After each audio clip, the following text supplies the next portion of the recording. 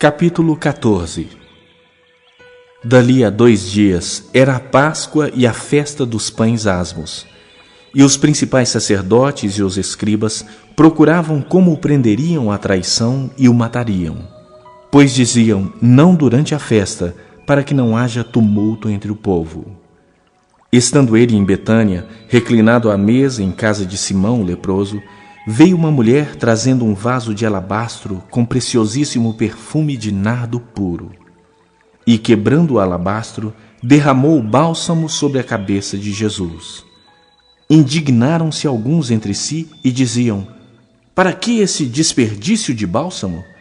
Porque este perfume poderia ser vendido por mais de 300 denários e dar-se aos pobres. E murmuravam contra ela. Mas Jesus disse, deixai-a, por que a molestais? Ela praticou boa ação para comigo. Porque os pobres sempre os tendes convosco, e quando quiserdes, podeis fazer-lhes bem, mas a mim nem sempre me tendes. Ela fez o que pôde, antecipou-se a ungir-me para a sepultura. Em verdade vos digo, onde for pregado em todo o mundo o Evangelho, será também contado o que ela fez para memória sua. E Judas Iscariotes, um dos 12, foi ter com os principais sacerdotes para lhes entregar Jesus. Eles, ouvindo, alegraram-se e lhe prometeram dinheiro. Nesse meio tempo, buscava ele uma boa ocasião para o entregar. E no primeiro dia da festa dos pães asmos, quando se fazia o sacrifício do cordeiro pascal, disseram-lhe seus discípulos, onde queres que vamos fazer os preparativos para comeres a Páscoa? Então enviou 2 dos seus discípulos, dizendo-lhes, ide à cidade, e vos sairá ao encontro um homem trazendo um cântaro de água. Segui-o e dizei ao dono da casa onde ele entrar, que o mestre pergunta, onde é o meu aposento, no qual hei de comer a Páscoa com os meus discípulos? E ele vos mostrará um espaçoso cenáculo, mobilado e pronto. Ali fazei os preparativos. Saíram, pois, os discípulos, foram à cidade e, achando tudo como Jesus lhes tinha dito, prepararam a Páscoa. Ao cair da tarde, foi com os 12. Quando estavam à mesa e comiam, disse Jesus, em verdade vos digo que um dentre vós, o que come comigo, me trairá. E eles começaram a entristecer-se e a dizer-lhe um após outro, porventura sou eu? Respondeu-lhes, é um dos 12, o que mete comigo a mão no prato.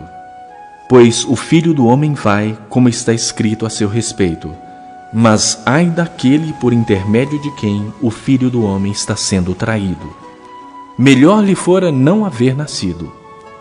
E enquanto comiam, tomou Jesus um pão e, abençoando-o, o partiu e lhes deu, dizendo, tomai, isso é o meu corpo. A seguir, tomou Jesus um cálice e, tendo dado graças, o deu aos seus discípulos, e todos beberam dele.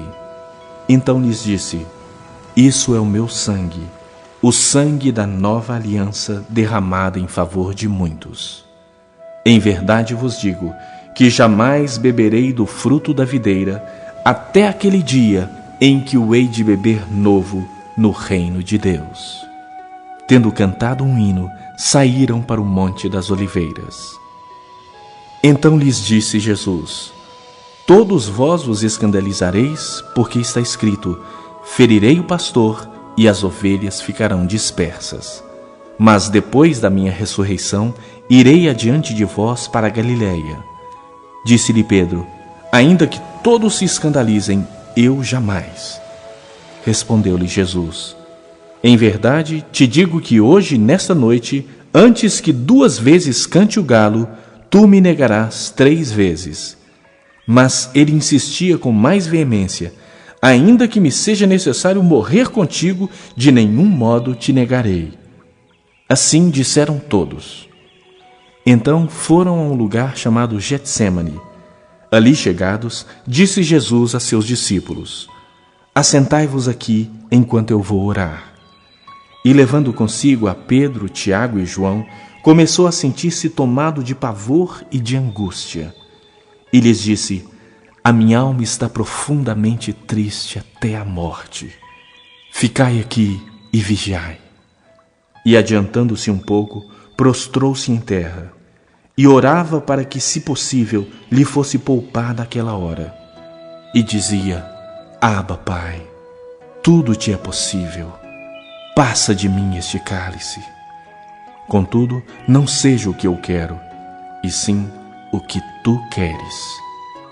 Voltando, achou-os dormindo e disse a Pedro: Simão, tu dormes? Não pudestes vigiar nem uma hora? Vigiai e orai, para que não entreis em tentação.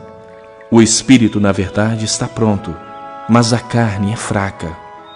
Retirando-se de novo, orou repetindo as mesmas palavras.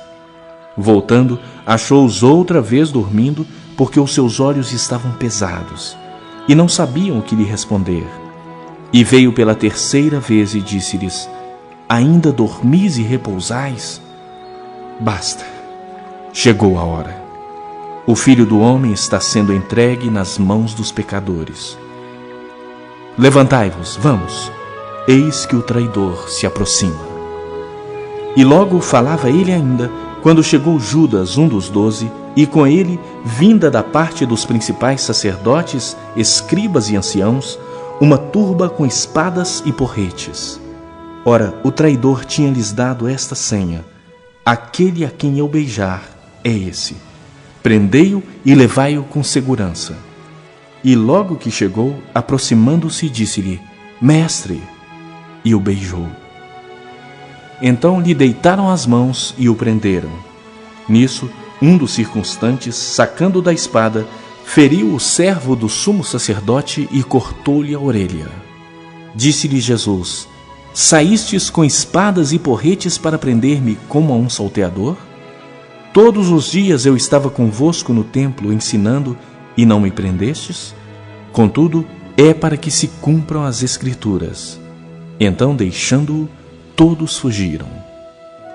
Seguiam um jovem coberto unicamente com um lençol e lançaram-lhe a mão.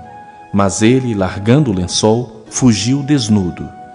E levaram Jesus ao sumo sacerdote, e reuniram-se todos os principais sacerdotes, os anciãos e os escribas.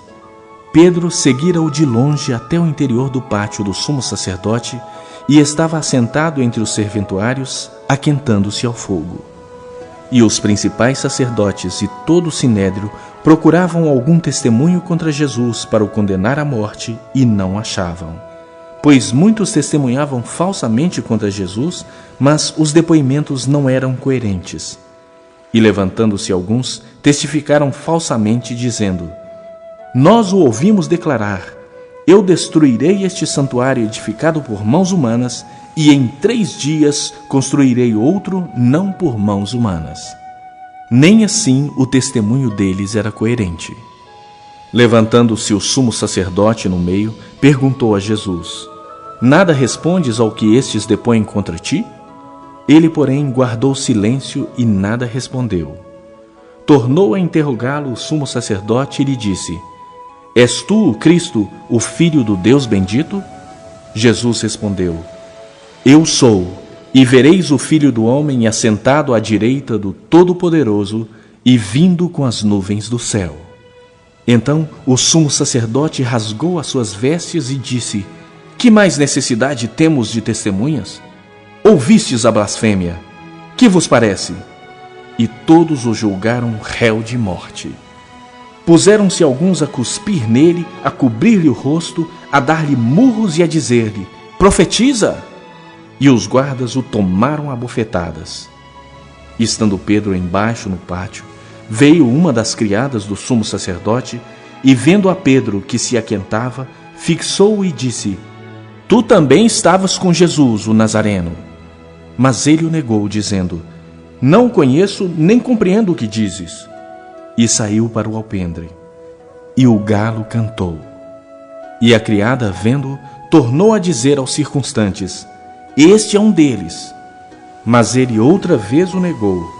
E pouco depois, os que ali estavam disseram a Pedro: Verdadeiramente és um deles, porque tu também és galileu. Ele, porém, começou a praguejar e a jurar: Não conheço este homem de quem falais. E logo cantou o galo pela segunda vez. Então Pedro se lembrou da palavra que Jesus lhe dissera: antes que 2 vezes cante o galo, tu me negarás 3 vezes. E caindo em si, desatou a chorar.